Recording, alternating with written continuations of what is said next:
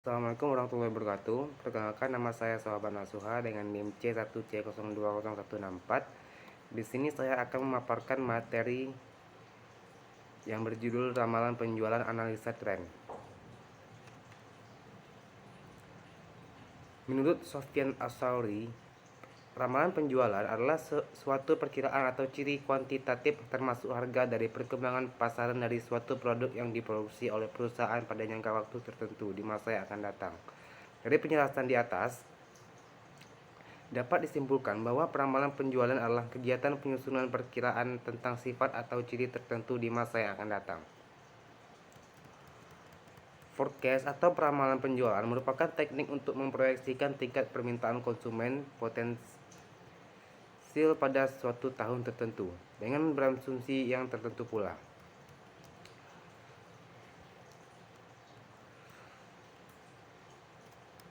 Faktor-faktor yang mempengaruhi peramalan penjualan. Yang pertama, kondisi ekonomi. Kondisi ekonomi umum seperti inflasi dan resesi berdampak cukup besar pada penjualan. Yang kedua, demografi konsumen. Demografi konsumen seperti usia, jenis kelamin, pendidikan, pekerjaan, dan pendapatan harus dipertimbangkan sebelum memproyeksikan permintaan barang dan jasa tertentu.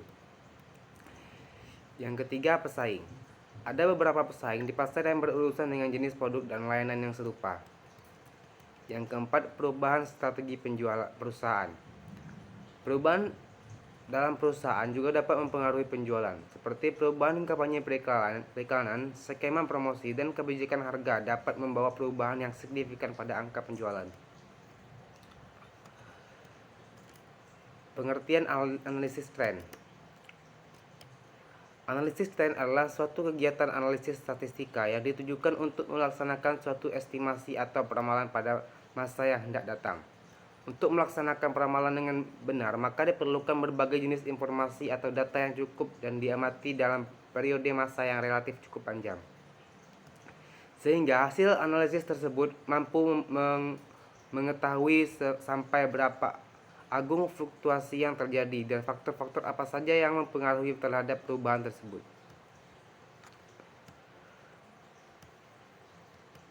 Selanjutnya, metode perhitungan analisis tren. Yang pertama, metode linear secara bebas. Menggambarkan tren dengan metode bebas ini sangat mudah dan sederhana. Hanya dengan mengamati sebaran data bisa diketahui kecenderungan garis tren dari pola data tersebut. Yang kedua, metode setengah rata-rata. Metode setengah rata-rata atau semi-average method adalah mencari nilai dari suatu data, di mana data tersebut dibagi menjadi dua dan diambil rata-ratanya. Dan nilai itulah yang menjadi tren untuk data yang di tengah. Yang ketiga, metode rata-rata bergerak. Moving average atau rata-rata bergerak adalah metode peramalan yang menghitung rata-rata suatu nilai runtut waktu dan kemudian digunakan untuk memperkirakan nilai pada periode selanjutnya. Yang keempat, metode kuadrat terkecil. Metode kuadrat terkecil ini adalah suatu metode penentuan nilai tren dengan mendasarkan pada suatu anggapan atau ketentuan bahwa jumlah kuadrat dari beda antara nilai observasi dengan nilai tren adalah sekecil mungkin. Metode peramalan. Dalam prakteknya terdapat berbagai metode peramalan, antara lain peramalan berdasarkan jangka waktu.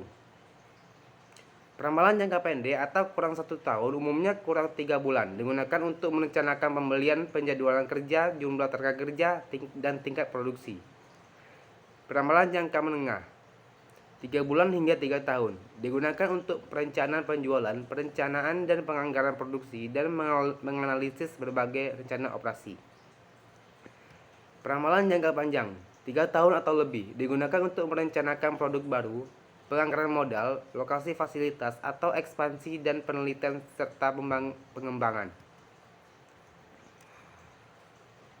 Metode peramalan berdasarkan metode dibagi menjadi dua, yaitu yang pertama, metode peramalan kuantitatif menjadi dua jenis. Metode seri waktu atau metode deret berkala. Metode yang dipergunakan untuk menganalisis serangkaian data yang merupakan fungsi dari waktu.